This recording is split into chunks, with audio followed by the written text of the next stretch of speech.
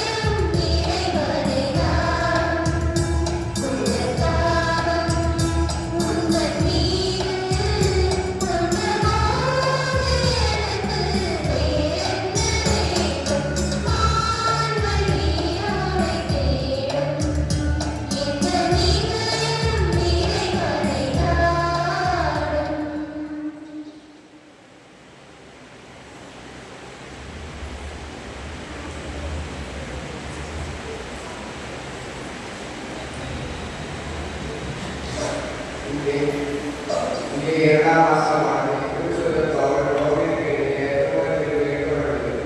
இதில் கிறிஸ்துவின் அன்பிலிருந்து நம்மை யாராலும் பிரிக்க முடியும்.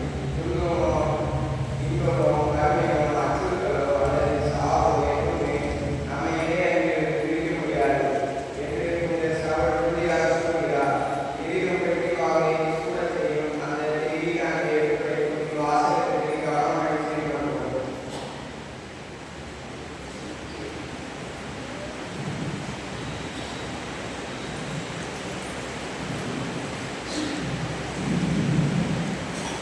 இரண்டாம் வாசகம். எந்த படைக்கும் பொருளும் கிறிஸ்துவின் அன்பிலிருந்து நம்மை பிரிக்க முடியாது. திருத்தூதர் பவுல் கொரிந்தியருக்கு எழுதிய திருமுகத்தில் எழுதுவார்கள். அதிகாரம் 8, இறைவார்த்தைகள் 35, 37 முதல் 39 வரை. சகோதர சகோதரிகளே, கிறிஸ்துவின் அன்பிலிருந்து நம்மை பிரிக்க முடியாது. இது வேதனையா, நெருக்கடியா, இன்னலா, பட்டினியா, ஆடையா, இடரா, யாவா, இதுதான் நம்மை பிரிக்க முடியும். ஆயினும் நம்மை நட்பு கூறுவரின் செயலால் மேற்கூறியவை அனைத்தையும் நாம் ரட்சிப்பை திருச்சி அடைகிறோம். ஏனெனில் தாவோ, வாழ்வோ, வானதூதரோ, ஆட்சியாளரோ, நிலவரவோ, வருவனவோ, வலிமைமிக்கவைகளோ, உன்னதத்தில் உள்ளவைகளோ, காலத்தில் உள்ளவைகளோ, வேதனைகள் படைப்போ, நம் ஆண்டவர் கிறிஸ்து இயேசுவின் வழியால் கருதப்பட்ட கடவுளின் அன்பிலிருந்து நம்மை பிரிக்க முடியாது. எனவே என் உறுதியான நம்பிக்கை இது ஆண்டவர் வரும் நல்வாழ்வு.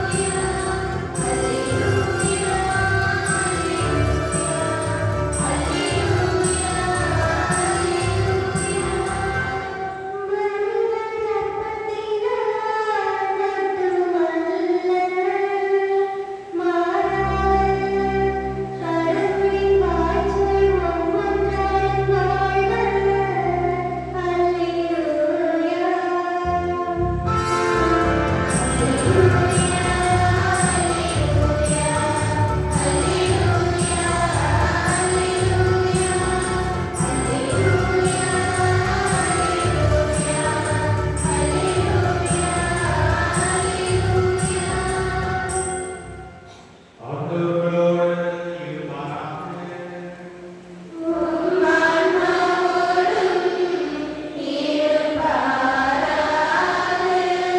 மத்தேயுவின் தூய நற்செய்தியிலிருந்து வாசகம்.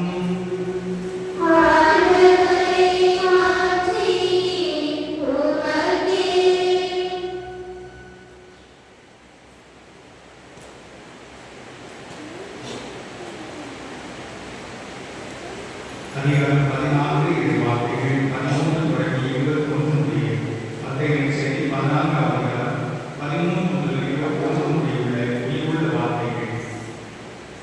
இயேசு புறப்பட்டு படகுகளில் மாநிலத்தில் உள்ள தனியான ஒரு இடத்துக்கு சென்றார். இதை கேள்விப்பட்ட பெரும்பாலான மக்கள் ஊரிலிருந்து கால்நடையாக அவரை பின்தொடர்ந்தனர். இயேசு அங்கு சென்றபோது பெருந்திரளான மக்களைக் கண்டு அவர்கள் மீது பரிவு கொண்டார். அவர்களே உடல் நலமுள்ளோரை குணமாக்கினார். மாலையில் ஆனபோது சீடர்கள் வந்து, இவ்விடம் மாநிலம் ஆயிற்று, நேரம் ஆகின்றது. ஊர்களுக்கு சென்று தங்களுக்கு தேவையான உணவு வாங்கிக் கொள்ள மக்கள் கூட்டத்தை அனுப்பிவிடுங்கள் என்றனர். இயேசு அவர்கள் செல்ல வேண்டியதில்லை, நீங்களே அவர்களுக்கு உணவு கொடுங்கள் என்றார். ஆனால் அவர்கள் அவரை பார்த்து, எங்களிடம் இங்கே 5 அப்பங்கள் 2 மீன்கள் தவிர வேறு எதுவும் இல்லை என்றார்கள். அவர் அவற்றை இங்கே கொண்டு வாருங்கள் என்றார். மக்களை கூட்டத்தரையில் அமர்ந்தால் ஆகிட்டார். அவர் அந்த 5 அப்பங்களை 2 மீன்கள் எடுத்து வானத்தை எல்லாம் பார்த்து கடவுளை போற்றி அப்பங்களை பிரித்து சீடர்களுக்கு கொடுத்தார். சீடர்கள் மக்களுக்கு கொடுத்தார்கள். அனைவரும் வயதான எஞ்சிய பொருட்களை 12 குறைகளை எடுத்தனர்.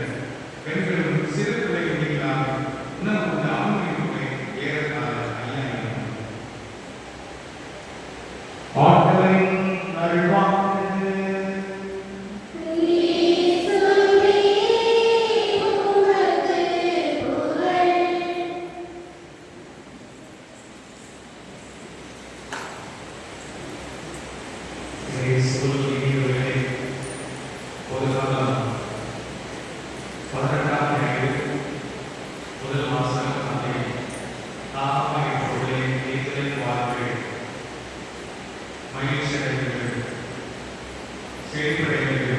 இது நமக்கு அழகாக நிறைவாக பேசுகிறது. கடவுளுடைய பேரர்களில் நாம் பேசுவதாக பார்க்கிறோம். எஸ்ஐ 55 3 வசனத்திலே தாவீதுக்கு நான் காட்டிய பேரர்களை உங்களில் நான் காட்டுகிறேன் என்று ஆண்டவர் சொல்கிறார். இதை நாம் மீது ஆண்டவருடைய அன்பு, அளவில்லாத அன்பு, நிபந்தனையற்ற நிரந்தரமான அன்பு முடியப்படுகிறது. எல்லா காலத்திலும் தேவன் அன்பு செய்கிறார். அந்த பேரர்களை கேட்டு நாம் மகிழ்ச்சி அடைகிறோம், சந்தோஷமடைகிறோம். ஒருவேளை நீங்கள் கவலையோடு இருக்கலாம், கொஞ்ச நாட்களாக அவற்றில் புன்னகையில்லாமல் இருக்கலாம், அமைதியற்ற நிலையில் வாழ்ந்து இருக்கலாம். உங்களுக்கு ஆண்டவர் சொல்வதாக, நான் ஆதியில் காட்டிய பேரர்களை உங்களுக்காக அவர் மகிழ்ச்சியோடு ஆண்டவரை வைப்பவர்கள், சந்தோஷமான கடவுளை புகழ்கள். திருப்பலி வந்திருக்கலாம், கடவுளை கேட்டிருக்கலாம், அவர் நம்மை நிறைவாக பாதுகாப்பாக நடத்துவார். அதற்காக அவர்களுடைய அவசரங்களை பயன்பட வேண்டியதில்லை. நமக்கு ஒரு கடவுள் இருக்கிறார், நமக்கு ஒரு தெய்வம் இருக்கிறார். 1 பேதுரு 5:7 சொல்லப்படுகிறது, உங்கள் கவலைகள் எல்லாம் ஆண்டவரிடம் விடுங்கள், ஏனெனில் அவர் உங்கள் மீது கவலை கொண்டுள்ளார். நம்மை கவலை கொண்டுள்ள, நம்மை பராமரிக்க ஒரு கடவுள் இருக்கிறார். நாம் எதிர்பார்க்கும்போது இரண்டு சொல்கிறது, ஆண்டவரை மகிழ்ச்சியோடு வழிபடுங்கள். யார் சோகம் வழிபட வேண்டாம், யார் பிரியமாக வழிபட வேண்டாம், நமக்கு வாடிக்கையோடு வழிபட வேண்டாம்.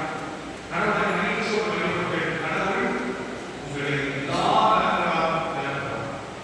ஆகவே கிறிஸ்துவுக்காக நாம் மகிழ்ச்சியோடு வழிபடும் இந்த ஆகஸ்ட் மாதம் 2ஆம் நாள் முதல் ஞாயிறு இந்த மாதம் முழுவதுமாக மகிழ்ச்சியோடு கடவுளுடைய அருள் நாம் நிறைவாகுவது என்பதை எல்லா காலத்திலும் உணர்ந்து கொள்வோம். இந்த ஆகஸ்ட் மாதத்திலே மிக முக்கியமாக 2ஆம் மாதம் சொல்கிற வார்த்தையை நாம் பிடித்துக் கொள்வோம். அவர் சொல்கிறார், ரோமியர் 8:35 வசனத்திலே, கிறிஸ்துவின் அன்பிலிருந்து எது என்னை பிரிக்க முடியும்? வேதனையா, நெருக்கடியா, இன்னலா, ஆடையா, சாவா? எதுவுமே கிறிஸ்துவின் அன்பிலிருந்து என்னை பிரிக்க முடியும்.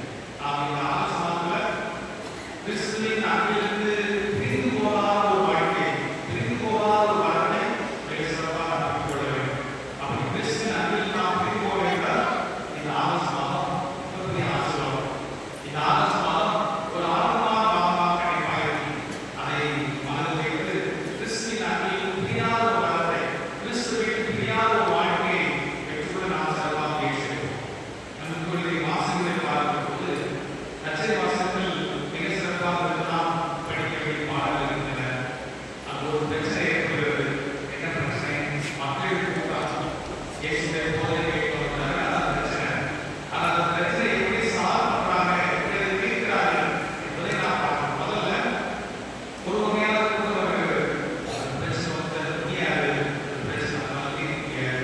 இவ்வளோ பெரிய கூட்டம் வந்து, இவ்வளோ பெரிய கூட்டம் நம்மளால உணவு கொடுக்க முடியாது அப்படின்னு சொல்லி புலம்புறது, அது வேதனைப்படுறது. நம்ம வாழ்க்கையில் பிரச்சனை இருக்கிறது, இதே போன்ற ஒரு சூழ்நிலை நாம் சந்திக்கிறோம். பலர் இருக்கிறார்கள். ஒரு பிரச்சனை வந்து அது மறைவோடு இருக்க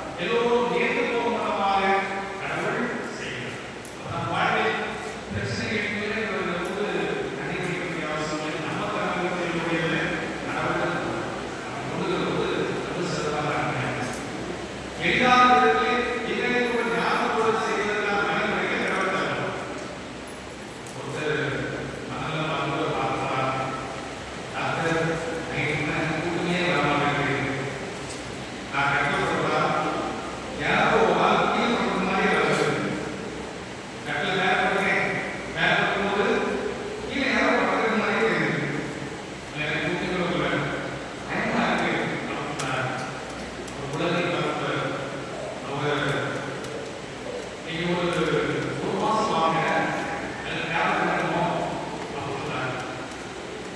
ஒரு மாசம் அந்த மருத்துவத்தை போகவே இல்லை. இன்னைக்கு ஒரு நாள் சூப்பர் மார்க்கெட்ல ஒரு பார்த்தாங்க. நீங்க ஞாபகம் ஒரு மாசம் மருத்துவ நான் பிரச்சனையை ஈஸியாக சால்வ் பண்ணேன். என்ன பண்ணீங்க? கட்டில் பண்ணாத கீழே யாராவது படுத்துட்டாங்க இருக்குது. கட்டில் ஒரு பாய் வைக்கிறேன், பாய் கொடுக்குறேன். எனக்கு பல உதவிகள் வேண்டாம். நான் வாழ்க்கையில் பல பிரச்சனைகள் வருகிற போது இவர்களுக்கு அவர்களுக்கு கடவுளை யாரோடு கொண்டு செல்கிற போது அது ஒன்றும் இல்லாமல் இரண்டாவதாக மிக அழகாக சொல்லப்பட்டிருப்பது பகிர்வு என்பது அது சொல்லப்படுகிறது. நாம் ஒரு நம்மிடமிருந்து பொருட்களை கொடுக்கிற போது நம்மிடம் பொருள் குறைவதில்லை,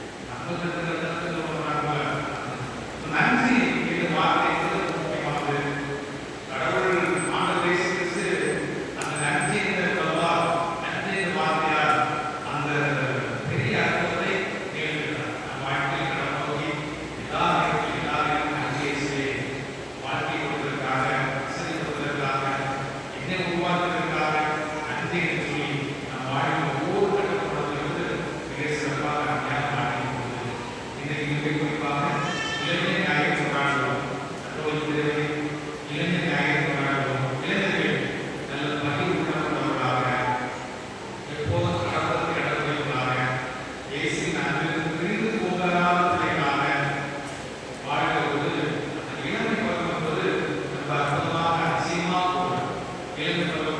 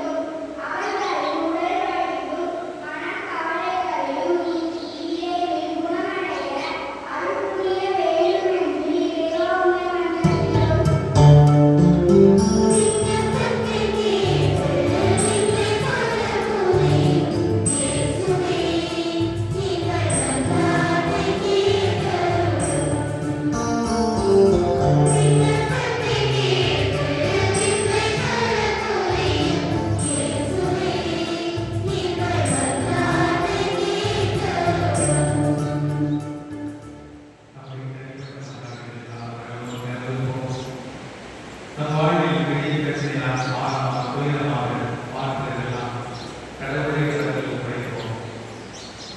மனம் பாரமாக இருக்கலாம், பிரச்சனைகளால் வேதனைகளால் இதையே கொண்டு போயிருக்கலாம், கவலையோடு வாழ்க்கை போய்விட்டிருக்கலாம். நாம் சுமக்க வேண்டிய தேவையை கடவுள் கருத்தை ஒப்படைப்போம். திருப்பாடல் 34 சொல்வது, உன் வழியை ஆண்டவரிடம் ஒப்படைத்து அவரே நம்பியிரு, அவர் உன் சார்பாக செயலாற்றுவார். இதோ கடவுள் நம் சார்பாக செயலாற்றுவார். வேதனைகள், துயரங்கள், பிரச்சனைகள், இழப்புகள், அவமானங்கள் எல்லாவற்றையும் அவர் கருத்தில் ஒப்படைப்போம். நமக்கென்று கடவுள் இருக்கிறார், நம்மை சுமக்குவோர் தெய்வம் இருக்கிறார். நம் வாழ்க்கையை பொறுப்பெடுத்து நடத்த அதிசயமான அற்புத தெய்வம் உண்டு. நாங்கள் கருத்தில் ஒப்படைப்போம். கவலைகளை குறைப்போம், மகிழ்ச்சி பெற்றுக்கொள்வோம். மகிழ்ச்சியோடு இறைவனை நாம் வழிபடுவோம். மகிழ்ச்சியோடு வாழ்க்கை ஒவ்வொரு தருணத்தையும் கொண்டு செல்வோம். மலை போல பிரச்சனை இருக்கலாம், ஆனால் ஒன்றுதான் நாம் ஏற்று பார்க்கக்கூடிய அளவு கடவுள் மாற்றுகிறார். அப்படிப்பட்ட கடவுள் தான் இதோ நீங்கள் பார்த்து கடவுள். அப்படிப்பட்ட தெய்வம் தான் இதோ கடவுள் குறித்து மன்றாடி கொண்டிருக்கிறீர்கள். அந்த கடவுள் அவர்கள் எல்லாவற்றையும் படைப்போம்.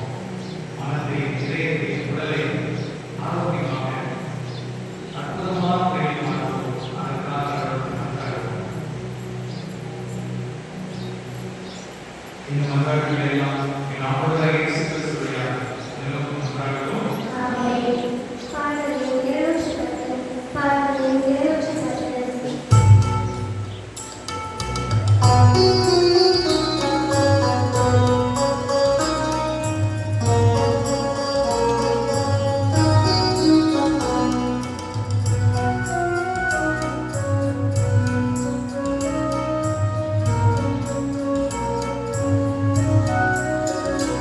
Thank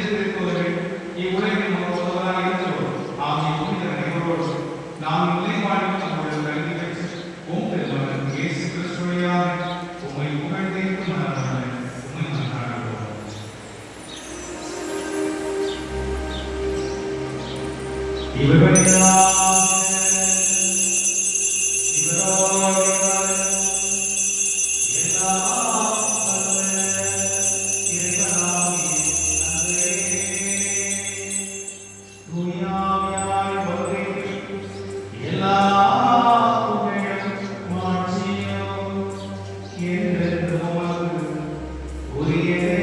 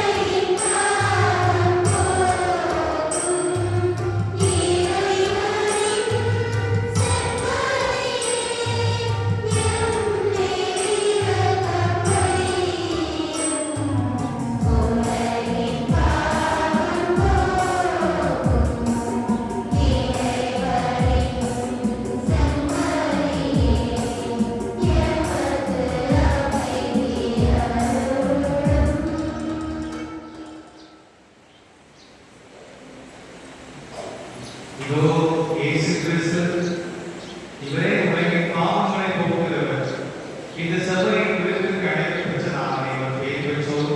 ஆண்டவரே, எங்களுக்கு விருதுகள் வர நான் தகுதியற்றவள்.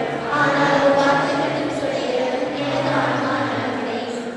பொருட்களுக்காக வேண்டுகிறோம். நித்திய குருவாகிய இயேசுவே, உமது தாசராகிய குருக்களுக்கு எவரும் தீமை செய்யாதபடி அவர்களை உமது திரையிடத்தில் வைத்து காத்தருளும். அனுதினமும் உமது திருச்சரீரத்தை தொட்டு வரும் அபிஷேகம் பெற்ற அவர்களது கரங்களை கரைவிடாமல் காப்பாற்றும். விலை மதிக்கப்படாத உமது இரத்தத்தை தோய்த்து சுதந்திரக்கும் அவர்களது கைகளை நிர்மல சுத்தமாய் காத்தருளும். உமது மாற்றினை பொருந்திய குருத்துவத்தின் உன்னத அச்சங்களால் முத்திரைக்கப்பட்டு அவர்களது தேவன் உலக பற்றின்றி தூய்மையாக இருக்கச் செய்திருக்கும். உலக தீவினைகள் அவர்களை அணுகாதபடி உமது பரிசுத்த அன்பு அவர்களை சூழ்ந்து காக்கும். கேடயமாக இருக்க கடவுது. அவர்களுடைய நற்பணிகள் ஏராளமான பலன் கொடுக்கும்படி ஆசீர்வதித்திருக்கும். யார் யாருடைய லட்சணிகளுக்காக உழைக்கின்றார்களோ அவர்களை குருக்களுக்கு இவ்வுலகத்தில் ஆறுதலும் சந்தோஷமும் பரலோகத்தில் அழகிய நித்திய கிரீடமுமாய் இருப்பார்களாக. ஆமென். பாடல் எண் 398. பாடல் எண் 398.